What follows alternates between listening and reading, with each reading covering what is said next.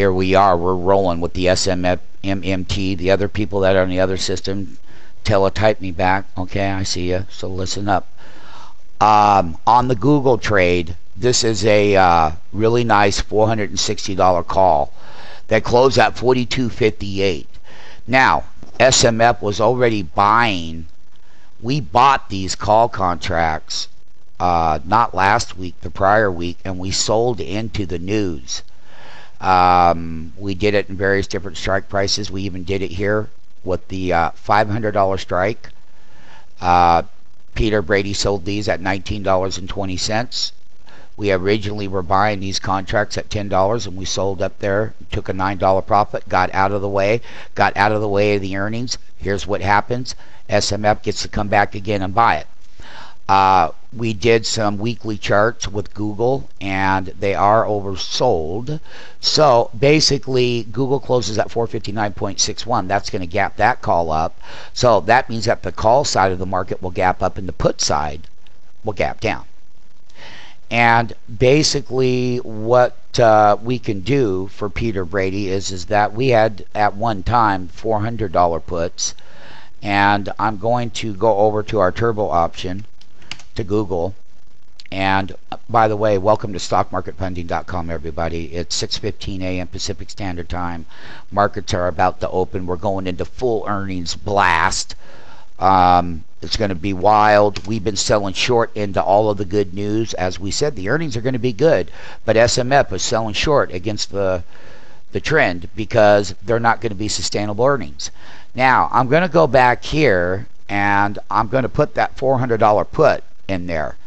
Now, Peter, if you want to get on the other side of the $400 put, this is the $400 put. Now, because Google's going to have that gap up, they're going to take this premium out. So put a bid out here to buy this side of the market, because when they gap this down in price, this gaps up, the put gaps down, this is where you're going to start wanting to get in on that $400 put. Why don't you put a bid out there at $1, let's say $1.60. And let's see what the gap down in that $400 put. It's going to put you on the back end of that trade because we are in the earnings season. Let's say IBM comes out and misses. Well, the futures are going to gap down tomorrow, but you're getting this wholesale here. And on the $500 call, you're getting wholesale. So you're going to get the $400 put wholesale, okay?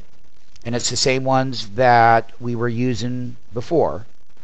And on the other hand, the $500 call, which is right there, it's in our thing here, is that you're going to get a chance to pick this up wholesale right here as well, Peter Brady, because it's already wholesale.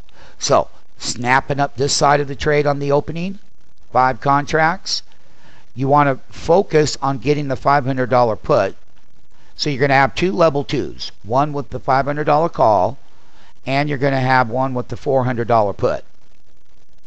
This is the one you're going to want to transact with right away, because this is where the value is going to come down.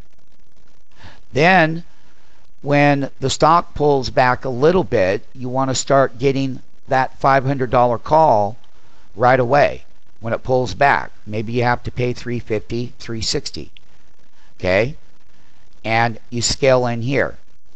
And on the put option, if you can get hit down here at $1.60, I would put 10 of these contracts in play of the put side of the market to protect the downside.